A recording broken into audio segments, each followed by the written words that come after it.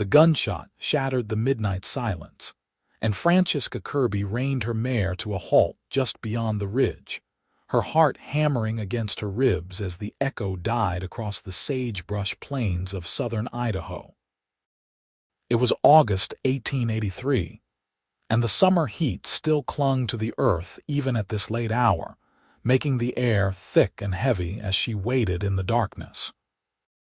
Her father's warning rang in her ears, like it had every night for the past 2 weeks, since he had discovered her interest in the cowboys working the neighboring spread. Thomas Kirby was a hard man, made harder by the death of her mother 3 years prior, and when he had caught Francesca watching the Iverson ranch hands from the eastern pasture, his face had turned purple with rage. "You stay away from those men," he had roared, his weathered hand gripping her shoulder hard enough to bruise. "Especially that new foreman they hired. The Iversons are thieves and liars, every last one of them, and I will shoot any cowboy from that ranch who so much as looks at you. Do you understand me, girl?" She had nodded then, but even as she agreed, Francesca knew she would not obey. She could not. Because 2 months ago, on a sweltering June afternoon when her horse had thrown a shoe near Shoshone Creek, a tall cowboy with dark hair and storm-gray eyes had appeared like something out of a dream, speaking in a low, steady voice that had calmed both her and her spooked mare. His name was Zachary Iverson, and he was not just any ranch hand but the nephew of the ranch owner, sent from Wyoming to help manage the growing cattle operation. That first meeting had been brief, professional even, but Francesca had felt something shift inside her chest, like a door opening onto a landscape she had never known existed. When she thanked him and prepared to ride home, Zachary had tipped his hat and said, "If you ever need help again, miss, I am usually working the northern pastures after sundown. It is cooler then." It had taken her 3 weeks to work up the courage to ride out at midnight. Her father was a heavy sleeper, exhausted from long days managing his own small ranch, and the distance between the Kirby property and the Iverson spread was only about 4 miles across open rangeland. That first midnight ride had been terrifying and exhilarating in equal measure, and when she had found Zachary checking fence posts by lantern light near the creek, his surprise had been genuine. "Miss Kirby," he had said, setting down his tools, "is something wrong?" "No," she had replied, suddenly feeling foolish. "I just wanted to see you again." The honesty in her words had hung between them like something fragile and precious, and Zachary had studied her face in the lamplight for a long moment before nodding slowly. "Your father would not approve." "My father does not approve of anything that might make me happy," Francesca had answered, and it was the truth. Since her mother's passing, Thomas Kirby had become obsessed with control, with keeping his only daughter safe by keeping her isolated. At 21 years old, Francesca felt like she was suffocating under the weight of his protection. That first midnight meeting had led to another, and then another. Now, 2 months later, Francesca rode to the Iverson ranch 3 or 4 times a week, always at midnight, always taking care to cover her tracks and return before dawn.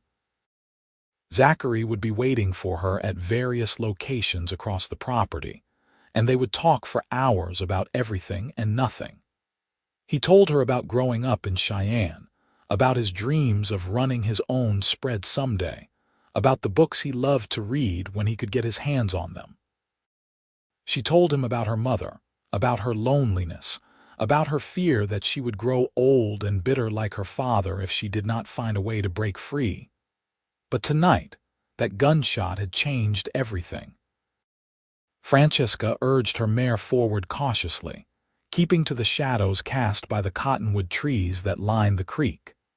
As she approached their usual meeting spot near the old line shack, she saw lamplight spilling from the open door and heard voices, low and urgent. Her stomach twisted with worry. Had someone discovered them? Had her father followed her after all? She dismounted quietly and crept closer, her riding skirt catching on the sagebrush.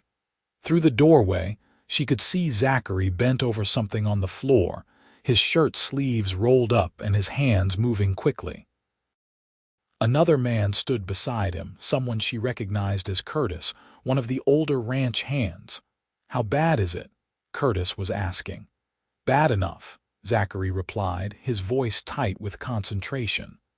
"The bullet went clean through his shoulder, but he has lost a lot of blood."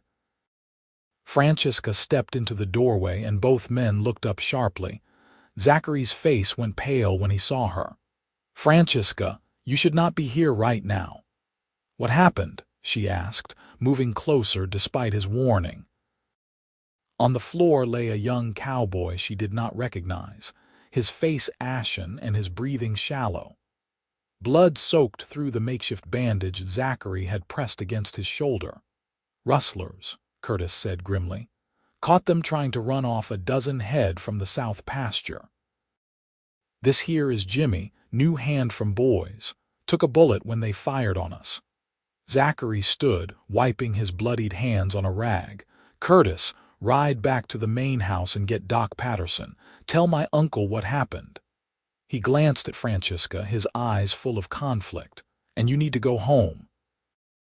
If there are rustlers still in the area, it is not safe." "I am not leaving," Francesca said firmly, kneeling beside the wounded man. "I can help. My mother taught me how to tend injuries before she died. We did not always have a doctor nearby." For a moment she thought Zachary would argue, but then he nodded curtly. "Curtis, go, fast as you can." The older cowboy disappeared into the night and Francesca heard hoofbeats fading into the distance. She turned her attention to Jimmy, whose eyes were closed but whose chest still rose and fell with labored breaths. "I need clean water and more cloth for bandages," she said. Zachary moved immediately, gathering supplies from around the line shack. The small structure was used occasionally when the hands worked the far reaches of the property, and it was stocked with basic necessities. As Francesca cleaned the wound, working with steady hands despite the cramped quarters and poor light, she could feel Zachary watching her. "You are full of surprises," he said quietly. "My father thinks I am useless," Francesca replied without looking up. "He thinks I am something fragile that needs to be locked away and protected, but my mother was strong and she taught me to be strong too." "I never thought you were useless," Zachary said, and there was something in his voice that made her heart skip.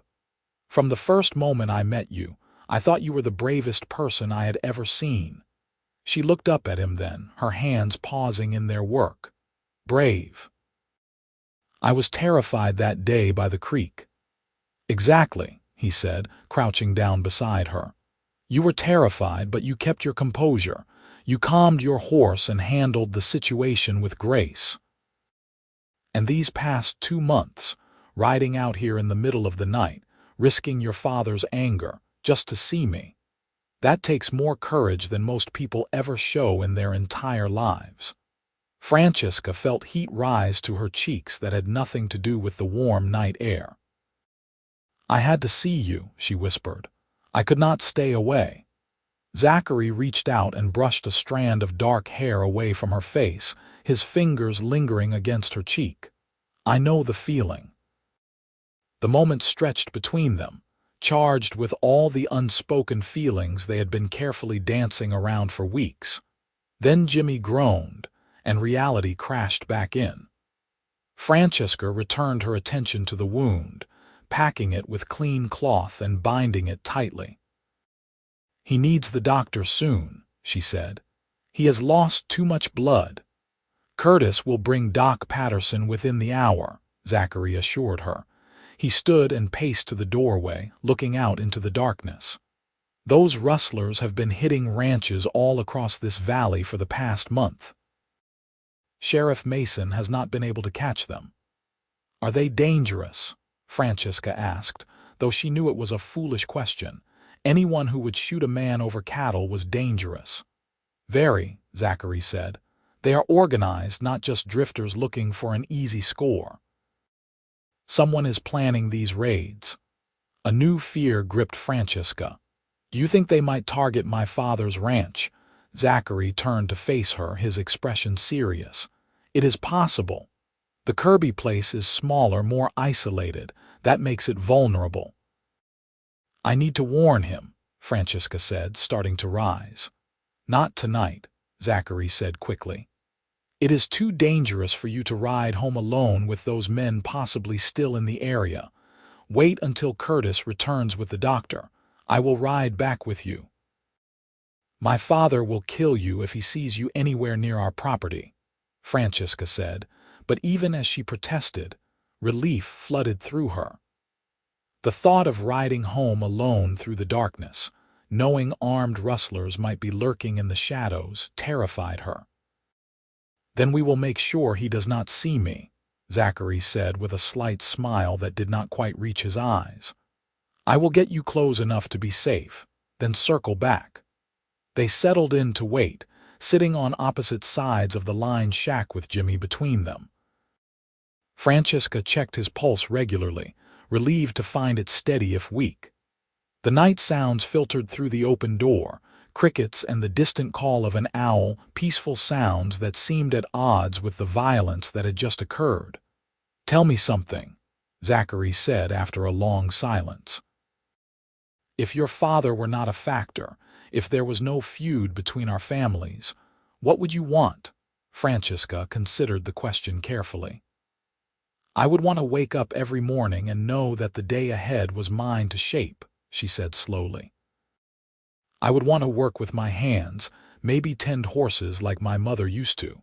She had a gift with them, could gentle even the wildest Mustang. I inherited some of that, I think. She paused, gathering courage. And I would want to wake up next to someone who sees me as a partner, not property. Someone who understands that love is not the same as possession. Your father loves you, Zachary said quietly, in his own way. I know, Francesca admitted, but his love feels like a cage. After my mother died, he convinced himself that the world was too dangerous, that if he just controlled everything, he could prevent more loss. But you cannot live that way. You cannot protect someone by keeping them from living. Zachary was quiet for a moment, and when he spoke again, his voice was rough with emotion. My parents died when I was 16. Influenza outbreak in Cheyenne. My uncle took me in, gave me work, gave me a purpose. But I understand what you mean about loss changing people. My uncle became harder after his wife passed 5 years ago. He threw himself into building the ranch, making it the biggest operation in southern Idaho. Success became his way of outrunning grief. Is that why there is bad blood between him and my father? Francesca asked. I've never understood the source of their hatred for each other. Zachary shifted uncomfortably. It goes back about 10 years before I came to Idaho. There was a dispute over water rights to Shoshone Creek. Both ranches needed access for their herds, but during a drought year, things got ugly. Words were exchanged, fences were cut, cattle went missing on both sides. My uncle accused your father of stealing, your father accused my uncle of the same. Neither could prove anything, but the damage was done. They have been enemies ever since. Francesca shook her head sadly. Two stubborn men letting pride destroy any chance of peace. And now here we are, hiding in the dark because of their foolishness. Not just hiding, Zachary said, and his eyes met hers across the dim space. Fighting for something that matters, fighting for each other. The intensity in his gaze made Francesca's breath catch. Is that what we are doing? Zachary crossed the space between them in 3 long strides and knelt in front of her. He took her hands in his, and his palms were warm and calloused from years of hard work. Francesca, I have been trying to be patient, trying to respect the impossible situation we are in. But I cannot pretend anymore. These past 2 months have been the best of my life. Every night I spend with you makes me more certain that I want every night to be like this. Not hiding, not sneaking around, but together, properly together. Francesca's heart was racing so fast she felt dizzy. What are you saying? I am saying that I am in love with you, Zachary said, his voice steady and sure. I am saying that I want to marry you, build a life with you. I know it seems impossible right now, but I will find a way. I will talk to your father. I will make him understand that I am not his enemy and that keeping you locked away is not protecting you. It is hurting you. Tears spilled down Francesca's cheeks, but they were tears of joy mixed with fear. He will never agree. You do not know how deep his hatred runs. Then we will find another way, Zachary said fiercely. We will go to the territorial governor if we have to. You are 21 years old, Francesca. Legally, your father cannot stop you from making your own choices. But I do not want to tear your family apart if there is any other option. Let me try to reach him first, try to make him see reason. Before Francesca could respond, the sound of multiple horses approaching cut through the night. Zachary was on his feet instantly, his hand moving to the revolver at his hip. But then Curtis's voice called out, "It is just us, Zach, got the doc." Relief washed over both of them as Doc Patterson entered the line shack, a grizzled man in his 60s with a black medical bag and a no-nonsense demeanor. Behind him came Curtis and Zachary's uncle, Nathaniel Iverson, a tall, broad-shouldered man with silver hair and sharp blue eyes. Nathaniel took in the scene with a single sweeping glance, his gaze lingering on Francesca with obvious surprise. "Miss Kirby," he said carefully, "this is unexpected." Francesca stood, squaring her shoulders. "I was helping tend to your injured man, Mr. Iverson." "So I see," Nathaniel said, and his tone was unreadable. He turned to Zachary. "Curtis told me about the rustlers. Did you get a good look at any of them?" "3 men, maybe 4, Zachary replied as Doc Patterson knelt beside Jimmy and began examining him. Too dark to make out faces, but they were well armed and knew what they were doing. They scattered when we returned fire. Nathaniel's jaw tightened. "This is the 3rd hit in as many weeks. They are getting bolder." His eyes flickered to Francesca again. "Does your father know you are here, miss?" "No, sir," Francesca said quietly. "I am going to ride her home," Zachary said, his tone brooking no argument. "With rustlers in the area, it is not safe for her to travel alone." Nathaniel studied his nephew for a long moment, and something unspoken passed between them.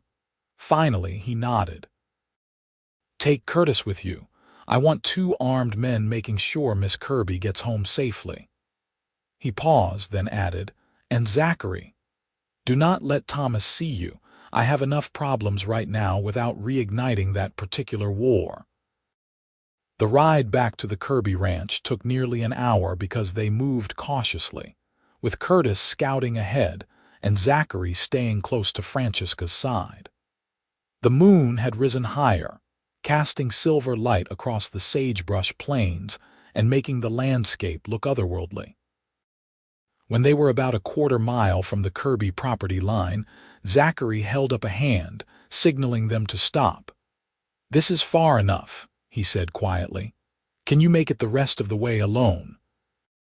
Francesca nodded, though part of her wanted to protest, wanted to stay in this bubble of safety just a little longer. "I will be fine. The house is just over that rise." Zachary dismounted and came to stand beside her horse. He reached up, and after a moment's hesitation, Francesca took his hand and let him help her down. They stood close together, neither wanting to say goodbye. "I meant what I said back there," Zachary told her, his voice low and urgent. "About loving you, about wanting a future together. Give me a few days to figure out the best way to approach your father. Let me do this right." "And if there is no right way?" Francesca asked, though she already knew the answer in her heart. "Then we will find a different path," Zachary promised. He lifted her hand to his lips and kissed her knuckles, the gesture achingly tender. I am not giving up on us, Francesca, no matter what obstacles we face. She wanted to kiss him properly, wanted to throw caution to the wind and close the distance between them, but Curtis was waiting discreetly a few yards away and the risk was too great. Instead, she squeezed his hand tightly. I love you too, she whispered. I should have said it before, but I was afraid. I am not afraid anymore. The smile that broke across Zachary's face was like sunrise, brilliant and full of hope. Then we can face anything. Francesca remounted her horse, and with one last lingering look, she urged the mare toward home. She glanced back once to see Zachary and Curtis sitting motionless on their horses, watching to make sure she made it safely. Then she crested the rise, and they disappeared from view. The Kirby ranch was dark and silent when she arrived. Francesca stabled her mare quietly, giving her a quick rub-down and fresh water before slipping through the back door of the ranch house. She had just reached the stairs when a lamp flared to life in the kitchen, and her father's voice cut through the darkness. Where have you been? Francesca's blood turned to ice. She turned slowly to find Thomas Kirby sitting at the kitchen table, still fully dressed despite the late hour, his weathered face set in hard lines. I could not sleep, she said, forcing her voice to remain steady. I went for a ride. Do not lie to me, girl, Thomas said, his voice dangerously quiet. I have known about your midnight rides for the past week. I followed you tonight, saw you heading toward Iverson land. Panic clawed at Francesca's throat, but she refused to show fear. Then you also saw that there were rustlers in the area. I helped tend an injured man. Injured Iverson hand, Thomas corrected, standing up. The lamplight cast harsh shadows across his face, making him look older than his 53 years. You were with them, with him. That nephew of Nathaniel's. There was no point in denying it now. Francesca lifted her chin. His name is Zachary, and yes, I have been meeting with him. He is a good man, father. He is nothing like what you think. He is an Iverson, Thomas spat the name like a curse. His family are thieves and liars. I told you to stay away from them, and you defied me. You told me to stay away because of some feud that happened before I was even grown. Francesca shot back, her own anger rising to meet his. You have let your hatred of Nathaniel Iverson poison everything. You have turned our home into a prison because you are so consumed with control that you cannot see how miserable I am. Thomas crossed the kitchen in 2 strides and gripped her shoulders. I am trying to protect you. Your mother would have wanted me to keep you safe. Mother would have wanted me to be happy, Francesca said, tears springing to her eyes. She would have wanted me to live, not hide. And she never would have let grief turn her into someone who pushes away everyone who tries to care for her. The words hung in the air between them, cutting deeper than any blade. Thomas's grip loosened, and for a moment, Francesca saw something crack in his expression, a glimpse of the father she had known before her mother's death. But then his jaw set again, and the hardness returned. You will not see him again, Thomas said flatly. I am taking you to your aunt in Boys tomorrow. You will stay with her until this foolishness is out of your system. You cannot do that, Francesca protested. I am not a child. You are my daughter and you live under my roof, Thomas countered. Which means you follow my rules. Now go to your room. We leave at first light. Francesca wanted to argue further, wanted to scream and rage against the injustice of it all, but she could see there would be no reasoning with him tonight. She pulled away from his grip and fled upstairs, locking her bedroom door behind her.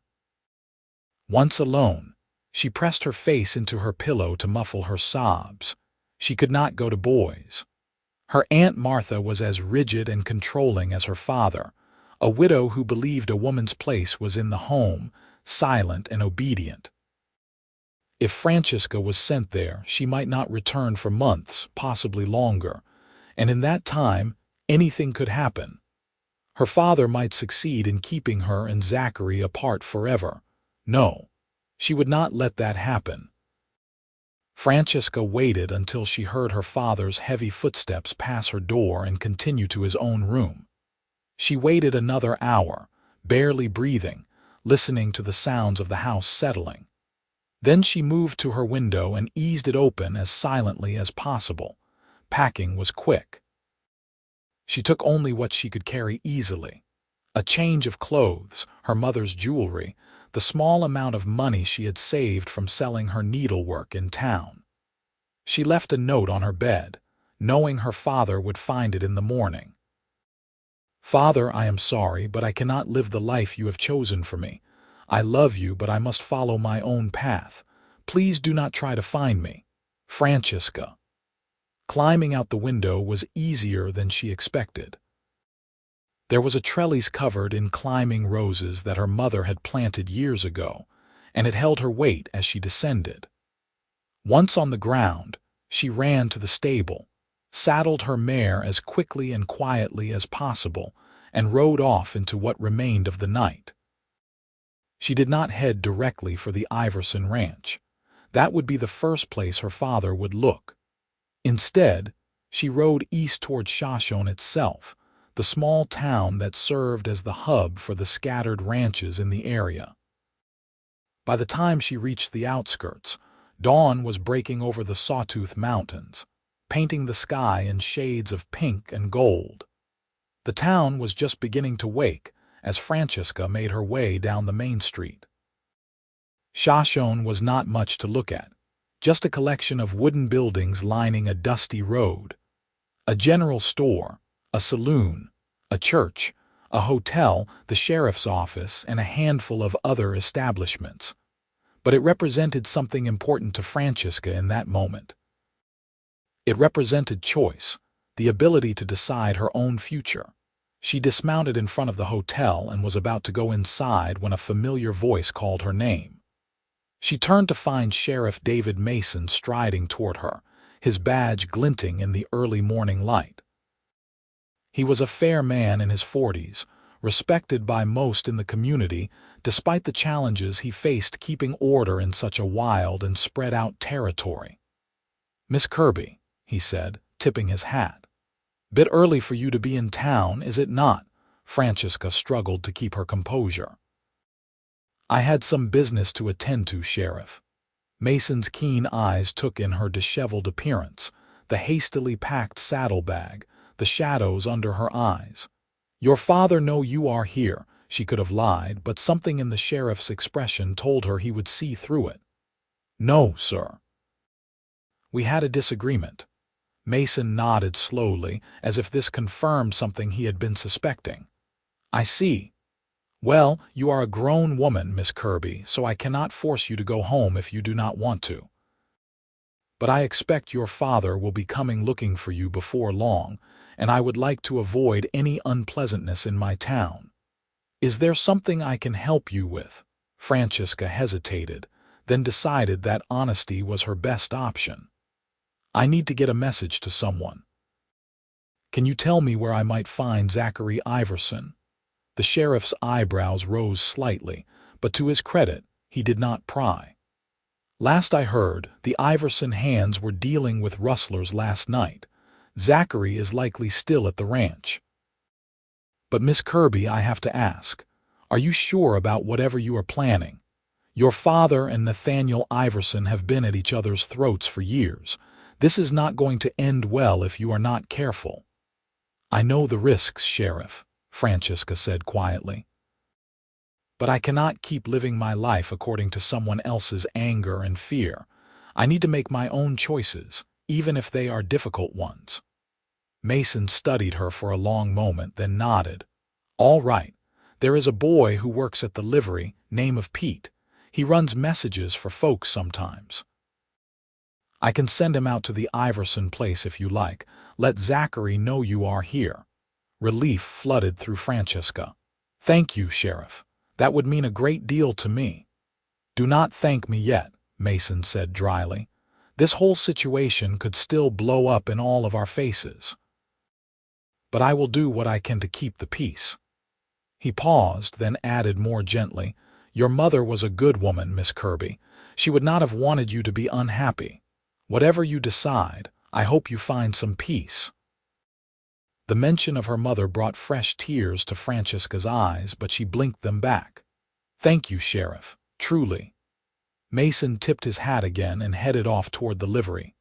Francesca secured her horse and went into the hotel, where the proprietor, a kindly older woman named Mrs. Chen, gave her a room without asking too many questions. Francesca paid for 3 nights, hoping that would be enough time to figure out what came next. She spent the morning pacing the small room, alternating between hope and terror. What if Zachary could not come? What if her father arrived first? What if she had just ruined everything by running away instead of facing the situation head-on? Around noon, there was a soft knock on her door. Francesca opened it to find Pete, a gangly teenager with sun-bleached hair, standing in the hallway. Miss Kirby, I delivered your message. Mr. Zachary said to tell you he will be here within the hour, said to stay put and not worry. Francesca could have hugged the boy. Instead, she pressed a coin into his palm. Thank you, Pete. Thank you so much. True to his word, Zachary arrived 53 minutes later. Francesca heard his boots on the stairs and threw open her door before he could knock. The relief on his face mirrored her own, and without thinking, she stepped into his arms. He held her tightly, one hand cradling the back of her head. I was so worried, he murmured against her hair. When Pete told me you had run away from home, I thought. He pulled back to look at her, his hands framing her face. Are you all right? Did your father hurt you? No, Francesca assured him quickly. But he found out about us. He was going to send me to Boys to my aunt. I could not let that happen, Zachary. I could not let him separate us. Zachary's expression was a mixture of admiration and concern. You are incredible, you know that. Brave and stubborn and absolutely incredible. Then the concern won out. But this is going to make things much harder. Your father will think I convinced you to run away. He will see this as confirmation that I am trying to steal you from him. Let him think what he wants, Francesca said fiercely. I am done living my life to accommodate his bitterness. I love you, Zachary, and I want to build a future with you. I do not care how difficult it is. Zachary closed his eyes briefly as if gathering strength. When he opened them again, they were full of determination. Then we do this properly. We get married right away before your father can legally interfere. Then we deal with the fallout together. Francesca's heart skipped a beat. Married, right away. Unless you are having second thoughts, Zachary said, searching her face. I know this is not how you probably imagined getting engaged. I do not have a ring. I have not asked for your father's blessing. There is no romance to any of this. But I meant what I said last night. I want to spend my life with you, Francesca. If you will have me. In answer, Francesca kissed him. It was their first kiss, clumsy and urgent and perfect, full of all the longing they had been holding back for 2 months. When they finally broke apart, both breathing hard, Zachary was grinning. I will take that as a yes, he said. They found Sheriff Mason again, and the lawman listened to their plan with a resigned expression. You two are determined to cause a scandal, are not you? He said, but there was no real heat in his words. All right, here is how this works. I can authorize a marriage license, but you will need a witness and someone to perform the ceremony. Reverend Howard at the church can marry you, assuming he agrees to do it on short notice. What about my father? Francesca asked nervously.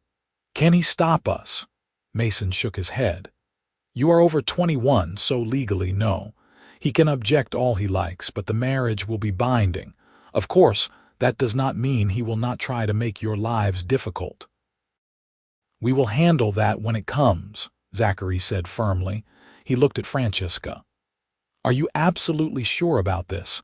Once we take this step, there is no going back. I have never been more sure of anything, Francesca said. Reverend Howard turned out to be a thin, serious man in his 60s who listened to their story with surprisingly little judgment. I have been in Shoshone for 20 years, he said when they finished. I know about the feud between the Kirbys and the Iversons.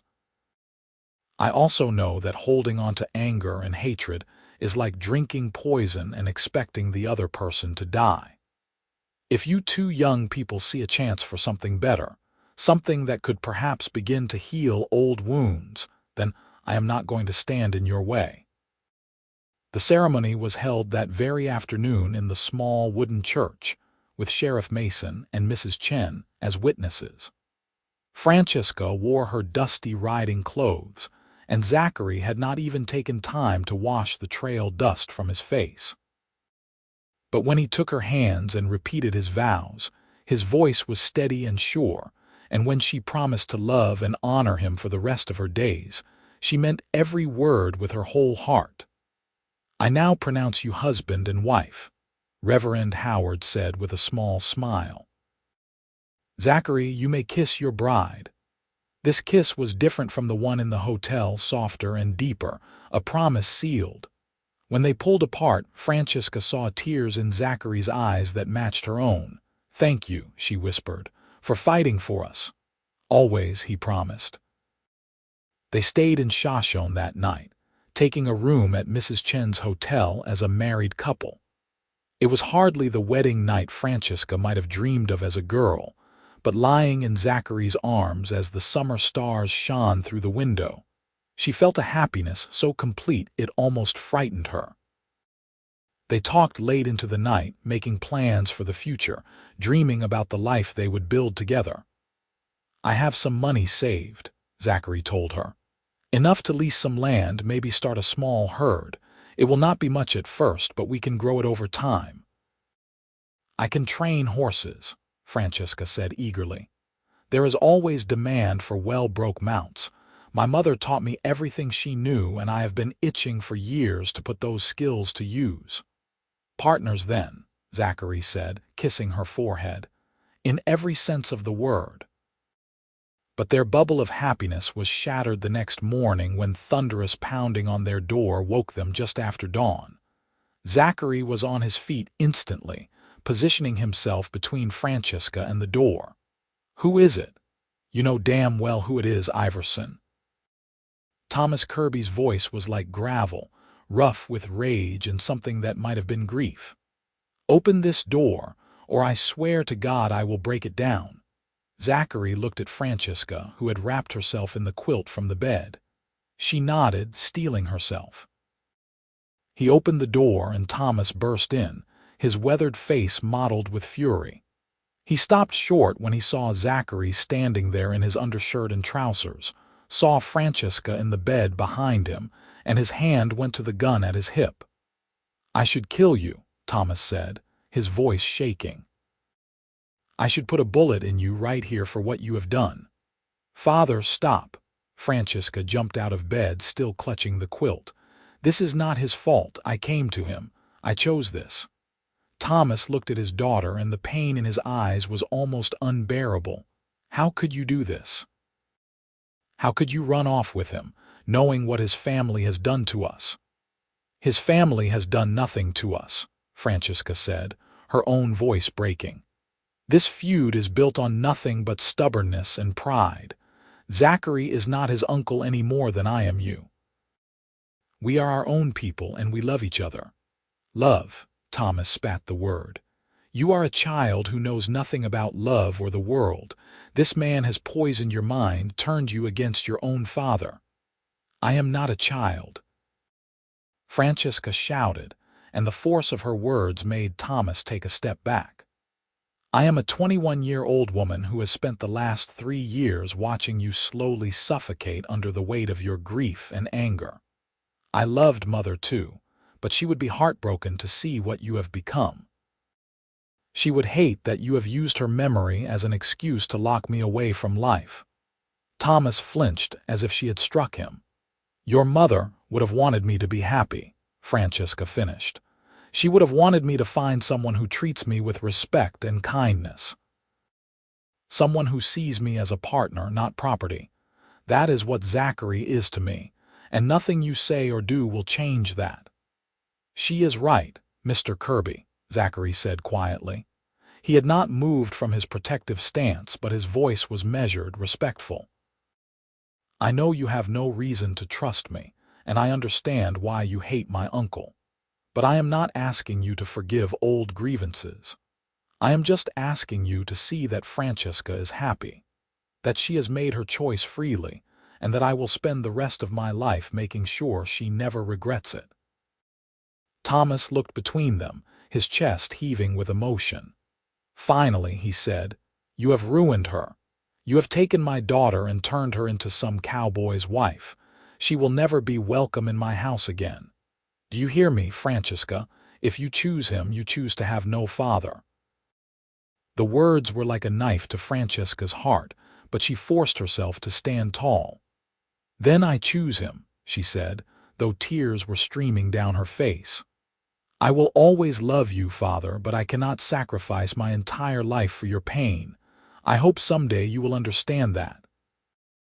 Thomas stared at her for a long moment, his face working with suppressed emotion. Then he turned and strode from the room, his boots echoing down the hallway like thunder. They heard him descend the stairs and slam out of the hotel, and then there was silence. Francesca collapsed onto the bed, sobbing, and Zachary gathered her into his arms. He did not try to offer empty platitudes or promises that everything would be fine. He just held her and let her grieve for the relationship with her father that had been crumbling for years and had finally shattered beyond repair. When the storm of tears finally subsided, Francesca pulled back and wiped her eyes. "I am sorry," she said hoarsely. "This is not how I wanted to start our marriage." "You have nothing to apologize for," Zachary told her firmly. "Your father is the one who should be sorry. You deserved better than what he gave you. Do you think he will ever forgive me?" Francesca asked, though she was not sure she wanted to know the answer. Zachary hesitated, then said honestly, "I do not know. Some people can let go of their anger and some hold on to it until it consumes them. But whatever he decides, we will face it together. You are not alone anymore, Francesca. You will never be alone again." They spent another day in Shoshone, making arrangements and planning their next steps. Zachary sent word to his uncle, explaining the situation and asking for advice. To their surprise, Nathaniel Iverson rode into town that evening and asked to meet with them at the hotel. The older man looked tired as he sat across from them in the hotel's small dining room, his hat in his hands. "Well," he said after a long moment, "you two have certainly stirred up a hornet's nest." "I am sorry, Uncle Nathaniel," Zachary began, but Nathaniel held up a hand. "Do not apologize for falling in love," he said gruffly. "God knows there is little enough happiness in this world. If you two have found it together, I am not going to stand in your way." He turned his attention to Francesca. "Your father came to see me this morning. He was raving about how I had orchestrated this whole thing to get revenge on him, how I had used Zachary to steal you away." Francesca's stomach twisted. "I am so sorry. This must be terrible for you." "It is a headache, I will not lie," Nathaniel admitted. "But it is not your fault, girl. This feud between me and Thomas has been poisoning both our lives for too long. Maybe it is fitting that the next generation has decided to do something about it." He paused, then said, "I have a proposition for you both. I own a piece of land about 10 miles northwest of here, near the foothills. It is good grazing land with a creek running through it and a decent line shack that could be expanded into a proper house. I will deed it to you as a wedding present. You can start your own operation there, build something that belongs to both families but is beholden to neither." Zachary's eyes widened. "Uncle, That is too generous. It is an investment, Nathaniel said practically. You are a good rancher, Zachary, and if Miss Francesca here is half as skilled with horses as her mother was, you will turn a profit within a few years. Consider it a loan if it makes you feel better.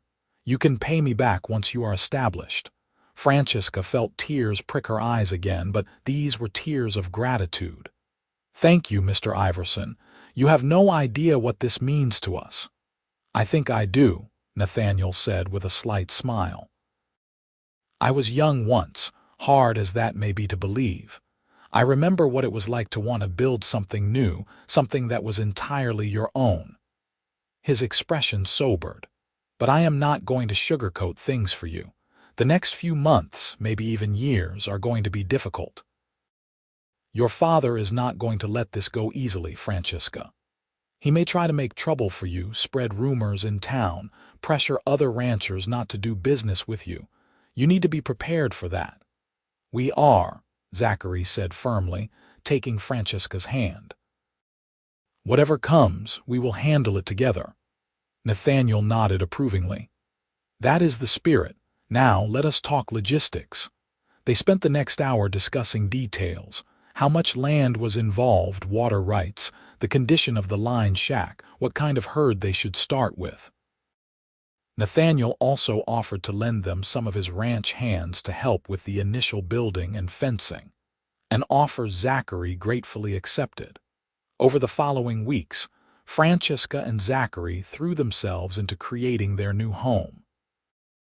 The line shack turned out to be sturdier than expected, a solid structure with good bones that just needed expanding. With help from Nathaniel's men and some locals from Shoshone who were intrigued by the young couple's story, they added 2 rooms, reinforced the roof, and built a small barn and corral. Francesca worked alongside the men, ignoring the raised eyebrows when she climbed onto the roof to help with the shingles or dug post holes for the corral fence. Zachary never questioned her capability or tried to coddle her, and the other men quickly learned to respect her skill and determination.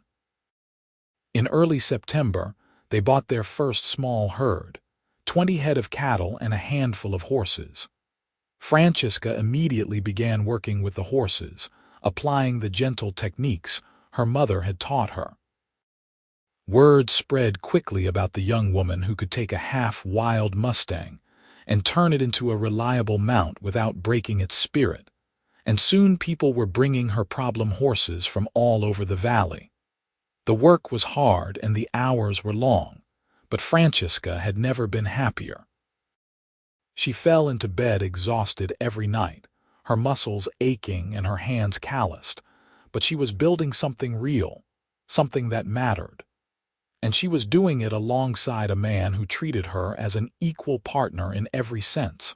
Not everything was smooth sailing. True to Nathaniel's prediction, Thomas Kirby did try to make trouble. He spread word around Shoshone that his daughter had been seduced and tricked into marriage, that Zachary Iverson was no better than a cattle thief. Some people believed him, particularly those who had long-standing loyalty to the Kirby family, but others saw through the bitter old man's lies. Sheriff Mason, in particular, became an unexpected ally, quietly letting people know that Francesca had married of her own free will, and that anyone who tried to harass the young couple would answer to him. Reverend Howard also spoke up from his pulpit, delivering a sermon about forgiveness and the dangers of holding on to grudges that everyone knew was directed at Thomas. The hardest part for Francesca was riding past her father's ranch and knowing she was no longer welcome there.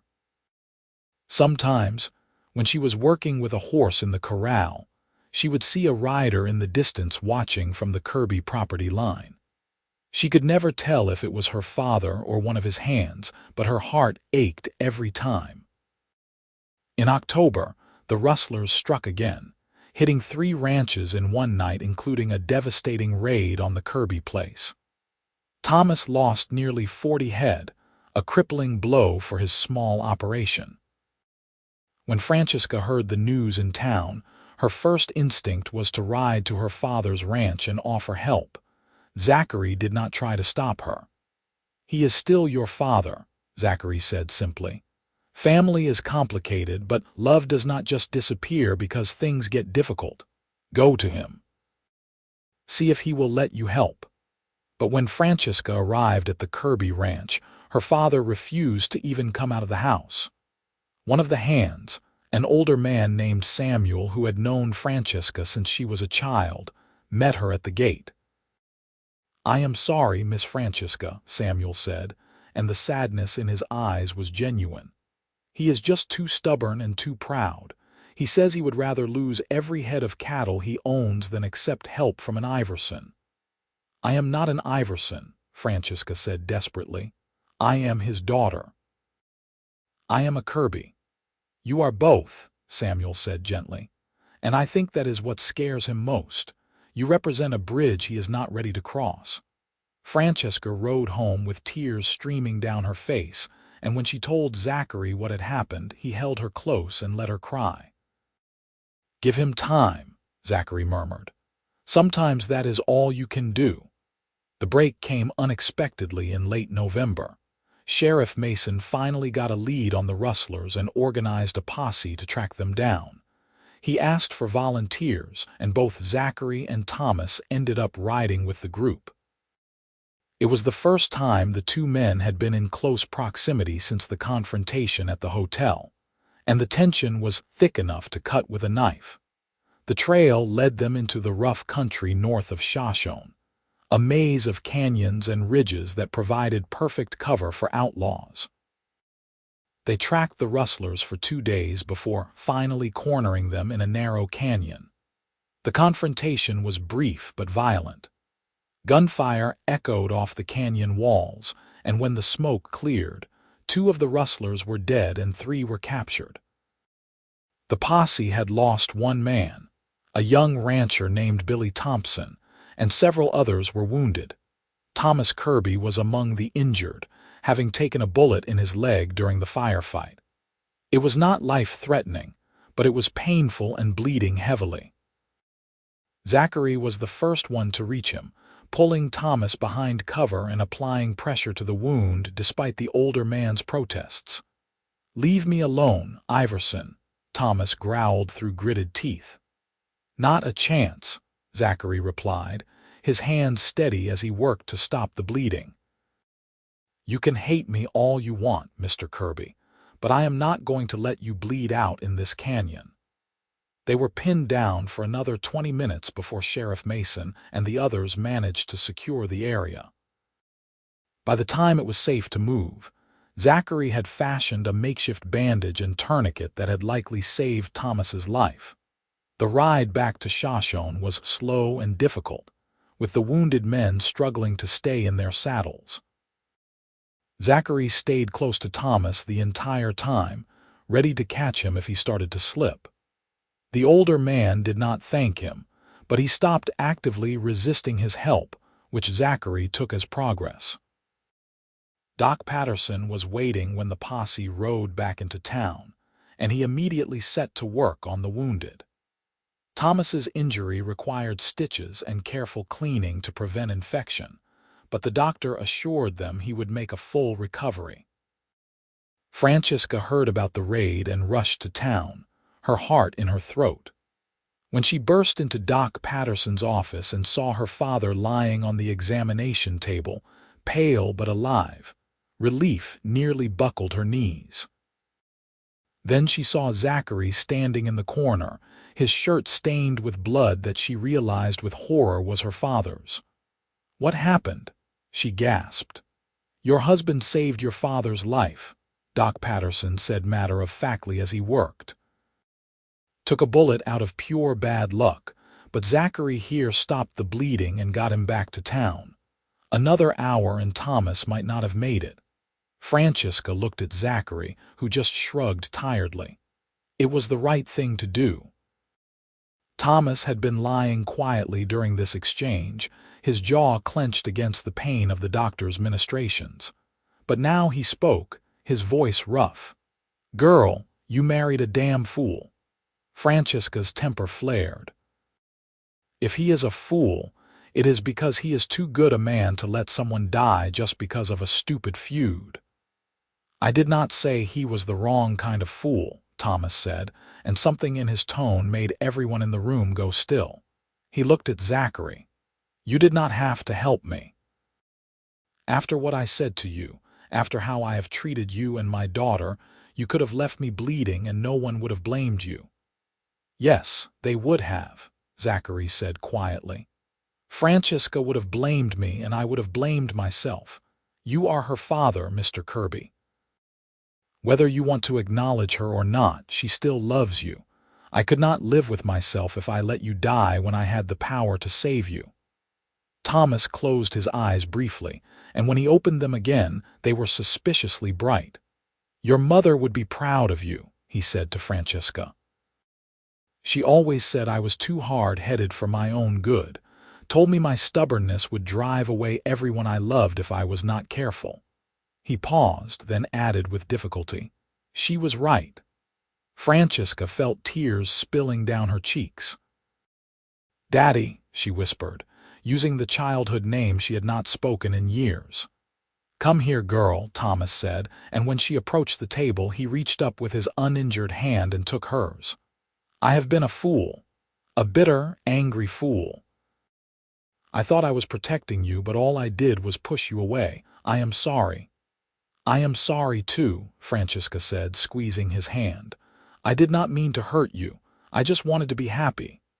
"I can see that you are," Thomas said, glancing at Zachary.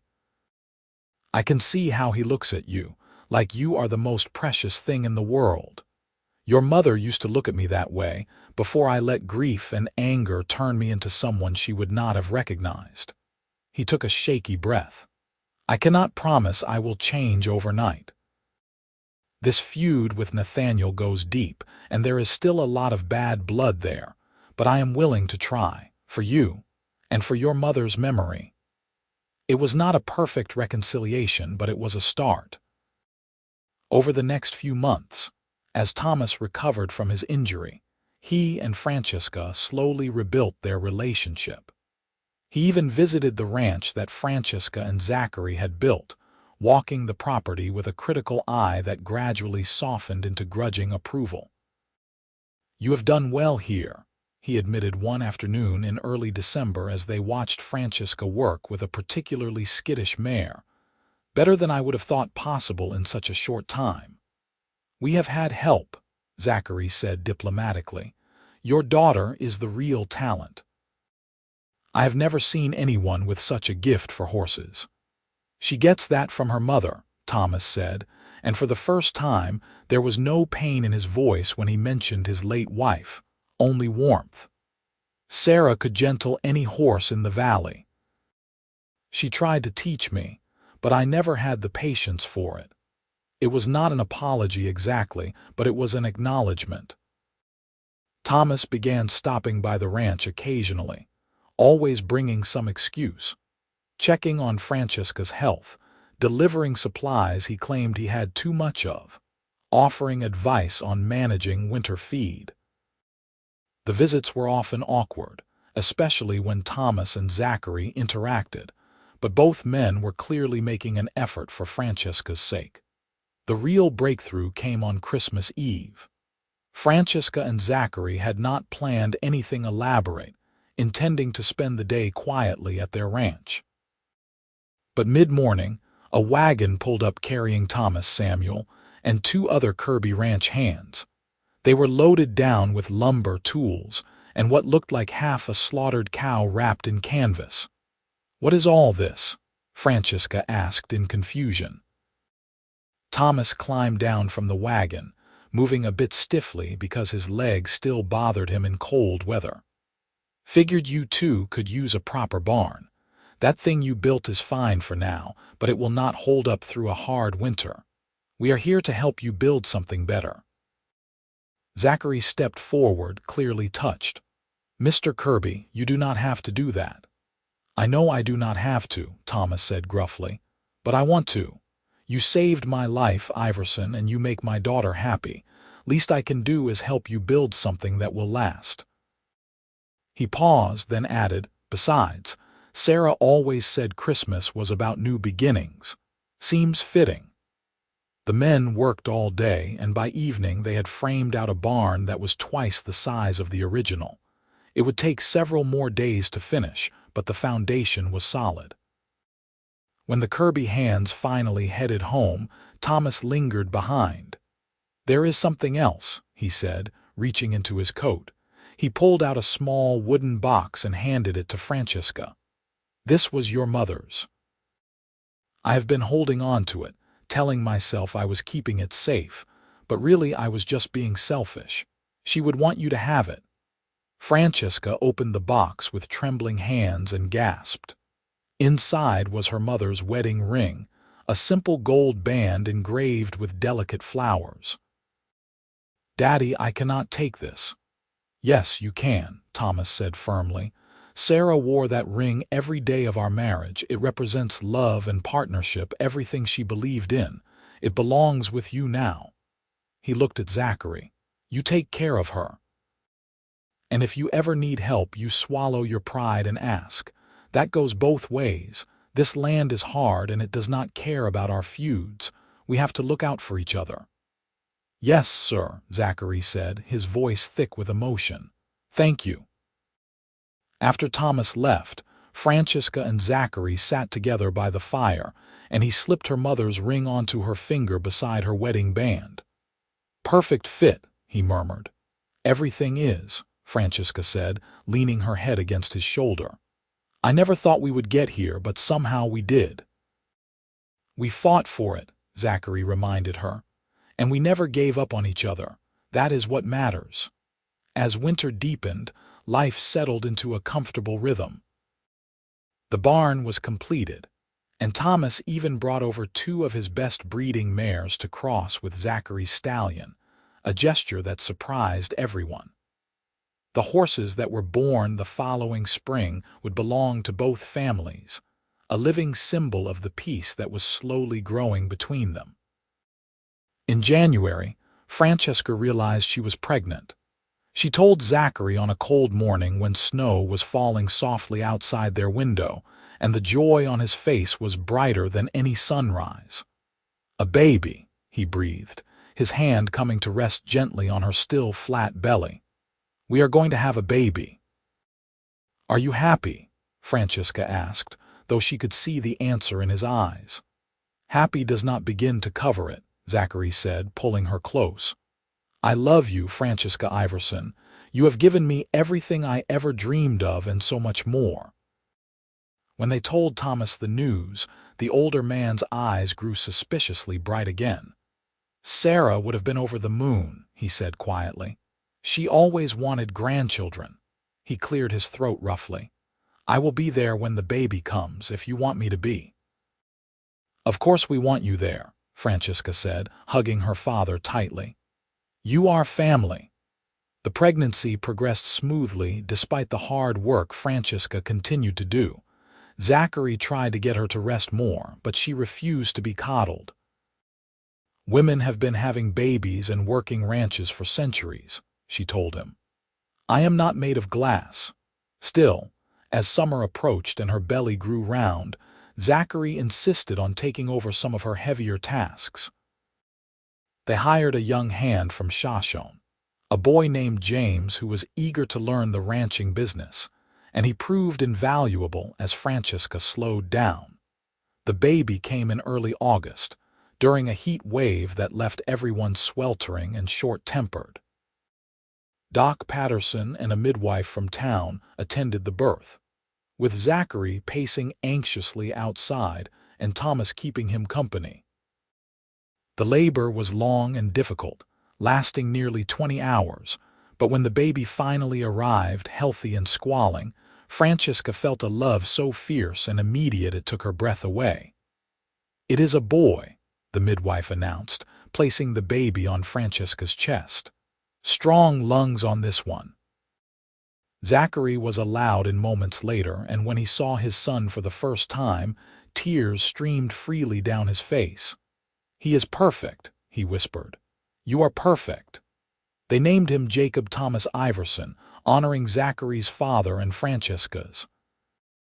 When Thomas was allowed to meet his grandson, the old rancher held the tiny baby with trembling hands and openly wept. "Thank you," he said to Francesca, "for giving an old fool a second chance, for showing me what really matters." "You showed yourself, Daddy," Francesca said gently.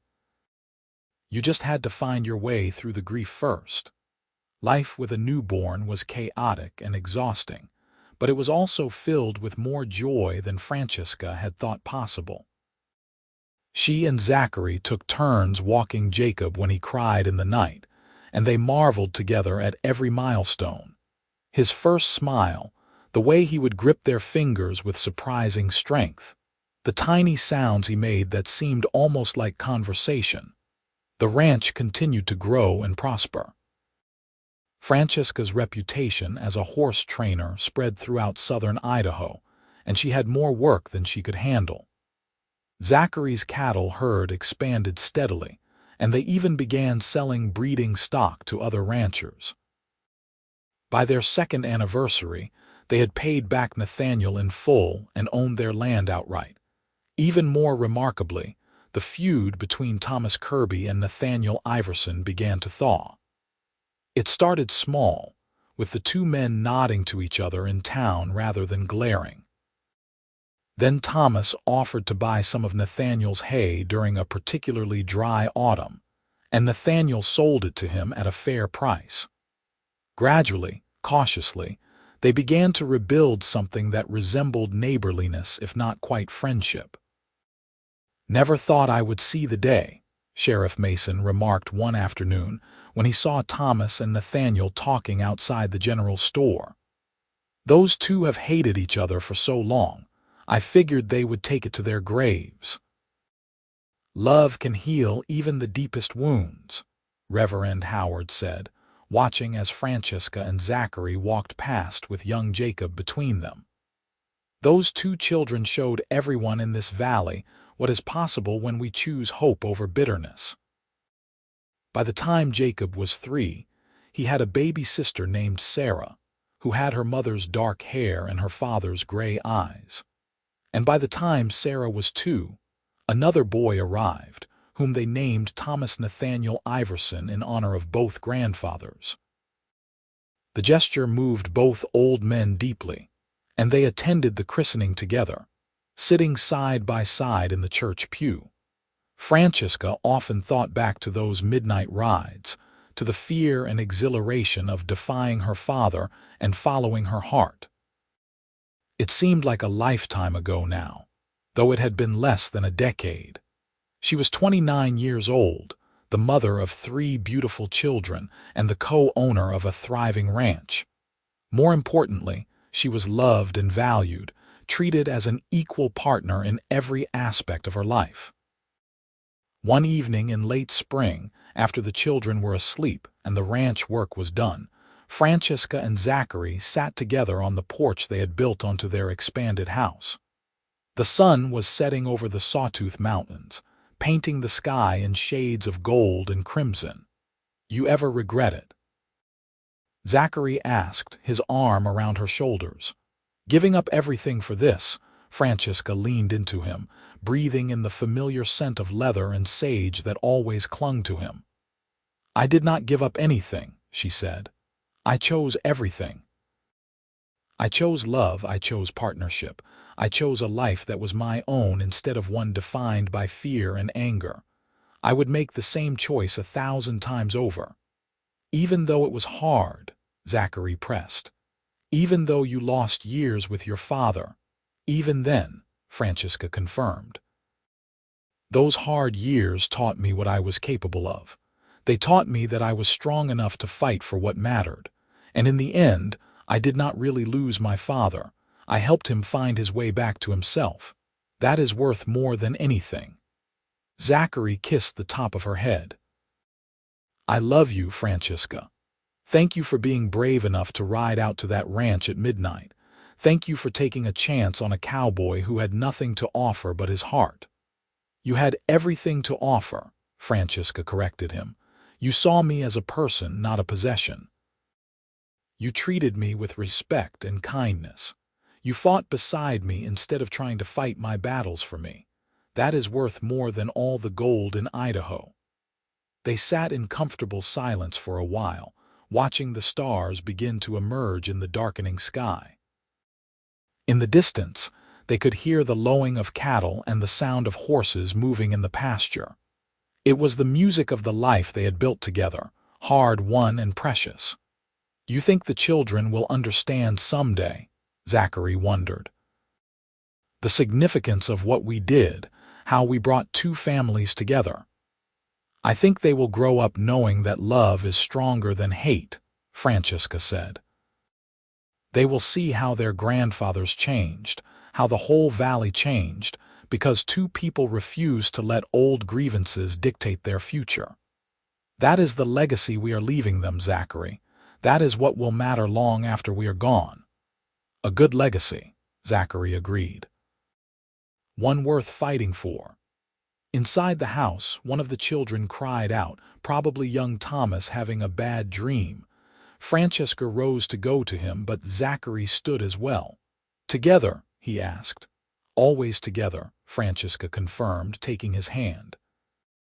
They walked into the house side by side, partners in every sense, ready to comfort their child and face whatever tomorrow might bring. The midnight rides were long behind them, but the courage and love that had driven those rides remained, woven into the very fabric of their lives. Years continued to pass, each one bringing new challenges and new joys. The children grew strong and capable, learning to work the ranch and handle horses with the skill their mother taught them. Jacob showed a particular talent for working cattle, riding with the same natural grace his father possessed. Sarah inherited her grandmother's gift with horses, able to read their moods and needs with uncanny accuracy. Young Thomas was still finding his way, but he showed promise in everything he tried. Thomas Kirby became a constant presence in their lives, teaching his grandchildren stories about their grandmother and slowly healing from decades of loneliness and grief. Nathaniel Iverson did the same, sharing wisdom about ranching and life that came from hard-earned experience. The two old men would never be best friends, but they developed a grudging respect for each other that sometimes bordered on genuine affection. One autumn afternoon, when Francesca was 35 and Zachary 37, they received word that more land adjacent to their property was going up for sale. It was a significant parcel, nearly doubling their current acreage, but the price was steep. They spent several evenings working through the numbers, trying to determine if they could afford it. "We can make it work," Zachary said finally, "but it will be tight for the first few years. We would have to take on more hands, expand the herd significantly." "It is a risk," Francesca agreed. "But we have never been afraid of risk." They bought the land, and the gamble paid off. Within 3 years, the expanded ranch was turning a healthy profit. They built a proper bunkhouse for the growing number of hands they employed, and Francesca established a formal horse training operation complete with a covered arena for working in bad weather. The ranch became known throughout Idaho, and even into neighboring territories, as the place to go for well-trained horses and quality cattle. More importantly, it became a symbol of what was possible when people chose cooperation over conflict. Young couples from feuding families would sometimes come to Francesca and Zachary for advice, and they always gave the same counsel. Love is worth fighting for, but some fights are best won through patience and persistence rather than force. When Francesca turned 40, Zachary organized a surprise party that brought together everyone who mattered in their lives. The ranch house and yard were filled with friends, neighbors, ranch hands past and present, and of course, family. Thomas and Nathaniel actually stood together and made a joint toast, shocking everyone present. "To my daughter," Thomas said, his voice strong despite his advancing years. "Who taught an old fool that it is never too late to change, never too late to choose love over bitterness?" "And to her husband," Nathaniel added, "who showed us all what true strength looks like. It takes no courage to hold a grudge. It takes incredible courage to let one go." The party lasted well into the night, with music and dancing and laughter echoing across the rangeland. At one point, Francesca found herself standing on the porch with Zachary, watching their children dance with their friends, watching Thomas and Nathaniel arguing good-naturedly about cattle prices, watching the community they had helped create come together in celebration. "We did this," she said wonderingly. "We built something that will last long after we are gone." "We did," Zachary agreed, pulling her close. "And it all started with a brave woman who refused to accept the limitations others tried to place on her, who rode out at midnight to meet a cowboy from a forbidden ranch, despite her father's threats." "Best decision I ever made," Francesca said, rising on her toes to kiss him. "Second best," Zachary corrected with a smile. "The best was saying yes when I asked you to marry me." "Those were the same decision," Francesca pointed out. "Everything that came after flowed from that first choice to follow my heart instead of my father's fear." As the years continued to roll by, the ranch passed through different phases. The children grew up and began making their own choices about their futures. Jacob chose to stay and help run the ranch, eventually bringing home a spirited young woman named Anna who won over the entire family with her quick wit and genuine kindness. Sarah decided to focus exclusively on horse training, taking her mother's methods and refining them even further. Young Thomas surprised everyone by expressing interest in veterinary medicine, and Francesca and Zachary supported his dream by sending him to study in boys. Thomas Kirby passed away peacefully in his sleep at the age of 72, having spent his final years as a doting grandfather and a man at peace with himself. His funeral was attended by seemingly everyone in southern Idaho, a testament to how much he had changed in his later years. He was buried next to his beloved Sarah, and the headstone read, "He learned that love is stronger than pride." Nathaniel Iverson followed 2 years later, and his funeral was equally well attended. The old rancher had lived to see his nephew's family prosper beyond his wildest dreams, and his last words to Zachary were, "You did good, boy. Better than I ever did." With both patriarchs gone, the old feud was finally laid to rest completely. The younger generation had no interest in reviving old grievances, and the valley entered a new era of cooperation and shared prosperity. Francesca and Zachary grew older gracefully, their love deepening with each passing year. They became grandparents themselves when Jacob and Anna had twins, and then again when Sarah married a horse trader from Montana and started her own family. Young Thomas eventually returned from his studies and opened a veterinary practice in Shoshone, becoming the valley's first formally trained animal doctor. On their 30th wedding anniversary, Francesca and Zachary retraced the route of those midnight rides, riding side by side across rangeland they now owned. Their bodies were older, their hair streaked with gray, but the connection between them was as strong as ever. "Do you remember the first time we met?" Francesca asked as they paused near Shoshone Creek, the same place where Zachary had helped her with her lame horse all those years ago. "Every detail," Zachary replied. "You were trying so hard to be brave, to hide how scared you were. And I thought you were the most beautiful thing I had ever seen." "I thought you were a godsend," Francesca admitted, "appearing out of nowhere exactly when I needed help. I think I fell in love with you that day, though it took me a while to admit it to myself." "I knew right then that you were going to change my life," Zachary said. I did not know how, but I could feel it.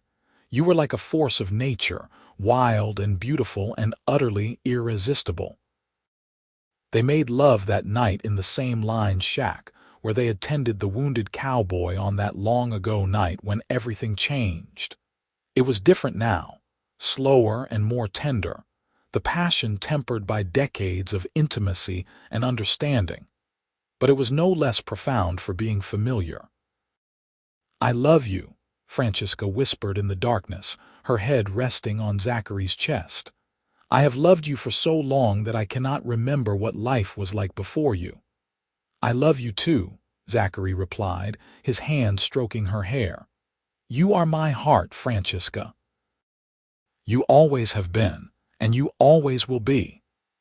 They lived to see their grandchildren grow into capable, confident young people who carried forward the values their grandparents had instilled. The ranch continued to prosper under Jacob's management, and the horse training operation became renowned throughout the Western Territories.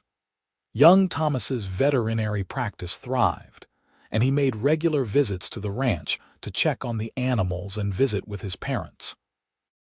When Francesca was 63, she was thrown from a particularly difficult horse she was training. The fall broke her hip and several ribs, and for a while, the doctors were not sure she would pull through. But Francesca was as tough as the land she had helped tame, and she fought her way back to health through sheer determination. During her recovery, Zachary rarely left her side. He rade to her, talked to her, held her hand through the worst of the pain. Their children and grandchildren took turns sitting with her as well, filling the room with love and laughter and stories. "You gave us all so much," Sarah said one afternoon, holding her mother's hand. "You taught us what it means to be strong, to fight for what matters, to never accept limitations that others try to impose." "I just lived my life the way it felt right to live it," Francesca said weakly. "The way your grandmother Sarah taught me before she died." "That is exactly what made you extraordinary," Jacob said from his position by the window. "You made it look easy, but we all know it was not. You fought every single day to build something beautiful out of circumstances that could have broken you." "I had help," Francesca pointed out, smiling at Zachary, "the best partner I could have asked for." Zachary raised her hand to his lips and kissed it gently. "The honor was entirely mine." Francesca did recover, though she never rode again. She turned over the horse training operation entirely to Sarah, and spent her remaining years teaching her grandchildren everything she knew, sharing stories and wisdom accumulated over a lifetime of hard-won experience. She and Zachary celebrated their 40th anniversary surrounded by family. 3 generations gathered to honor a love that had transformed not just 2 lives but an entire community. The party was held at the ranch, in the barn that Thomas Kirby had helped build all those years ago, and the walls were decorated with photographs documenting 4 decades of joy and struggle and triumph. "Speech," someone called, and the crowd took up the chant. Zachary helped Francesca to her feet, and they stood together in front of the assembled loved ones. "Thank you all for being here," Francesca began, her voice still strong despite her 71 years. 40 years ago, I made a choice that terrified me. I chose to follow my heart instead of my father's fear. I chose love over safety, hope over bitterness, and that choice gave me everything you see here today." "It was not always easy," Zachary continued, his arm around his wife's waist. "There were times when we did not know if we would make it, times when the obstacles seemed insurmountable. But we never gave up on each other. We never stopped fighting for the life we wanted to build together." "And that is what I want all of you to remember," Francesca said, looking around at her children and grandchildren. "Love is not passive. It is not something that just happens to you. Love is a choice you make every single day, especially on the days when it is hardest. Love is showing up, doing the work, believing that tomorrow can be better than today. "Your grandmother and I built this ranch from nothing," Zachary said. "We turned enemies into family, hatred into understanding. If we could do that, imagine what you can accomplish. Imagine what you can build if you are willing to fight for it." The applause was thunderous, and there were very few dry eyes in the barn. Francesca lived to the age of 76, passing away peacefully in her sleep on a warm summer night with Zachary beside her and her children keeping vigil. Her funeral was the largest Shoshone had ever seen, with people traveling from across Idaho and neighboring territories to pay their respects to a woman who had quietly revolutionized what was possible for women in the West. She was buried on a hill overlooking the ranch, beneath a cottonwood tree she and Zachary had planted together on their first anniversary. The headstone reads simply, "Francesca Kirby Iverson, beloved wife, mother, grandmother. She rode at midnight and changed everything." Zachary followed her just 18 months later, his heart finally giving out one crisp autumn morning. His last words were her name spoken with love and longing. He was buried beside her, his headstone reading, "Zachary Iverson, devoted husband, father, grandfather. He was worth the ride." Their children ensured that the ranch continued to thrive, honoring their parents' legacy by maintaining the standards of excellence and integrity that Francesca and Zachary had established. The horse training operation, the cattle ranch, and young Thomas's veterinary practice all remained family enterprises, providing employment and opportunity for multiple generations. But more than the physical legacy, Francesca and Zachary left behind something intangible but infinitely valuable.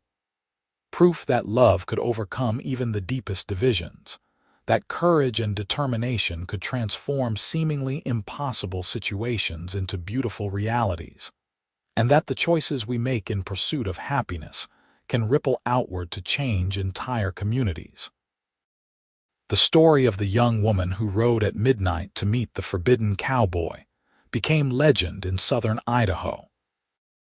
It was told to children as a bedtime story, shared among young couples facing their own obstacles, invoked whenever someone needed reminding that brave choices could yield extraordinary results.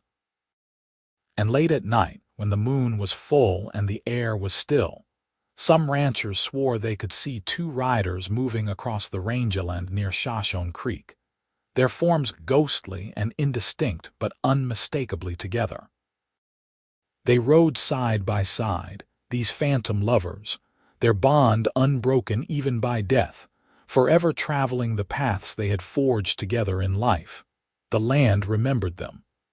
The horses they had trained passed on their gentleness to subsequent generations. The cattle that bore their brand thrived and multiplied. The buildings they had constructed with their own hands stood strong against wind and weather. And the family they had created continued to grow and flourish, each new member carrying forward the values of courage, integrity, and above all, love that Francesca and Zachary had embodied.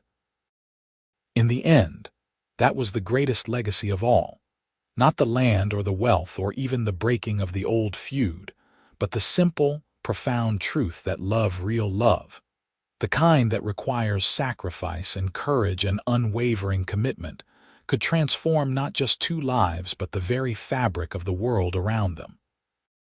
Francesca had ridden at midnight despite her father's threats, and in doing so, she had lit a torch that would guide generations to come. She had proven that some things were worth any risk, any sacrifice, any hardship. And she had shown that the greatest adventures often begin with a single brave choice made in the darkness, trusting that dawn will come and that love will light the way. Her father had sworn he would shoot any cowboy from that ranch. She had ridden there every midnight anyway. And in the end, both of them had been transformed by her courage. The cowboy had become a husband, a father, a pillar of the community. The defiant daughter had become a legendary horsewoman, a businesswoman, a healer of old wounds. And the bitter father had become a doting grandfather who finally understood that protection and possession were not the same as love. The Wild West was full of stories of gunslingers and outlaws, of gold rushes and land wars, of violence and conquest. But among all those dramatic tales, the story of Francesca and Zachary stood out for a different reason. It was a story of how love conquered hate, how courage overcame fear, how two people from feuding families could build a bridge that would benefit everyone who came after them. It was a story that deserved to be remembered, cherished, and retold for as long as there were ranches in Idaho, horses to be trained, and young people brave enough to ride at midnight in pursuit of a love worth fighting for. And so it was, generation after generation, a testament to the enduring power of a choice made in darkness that brought light to an entire valley.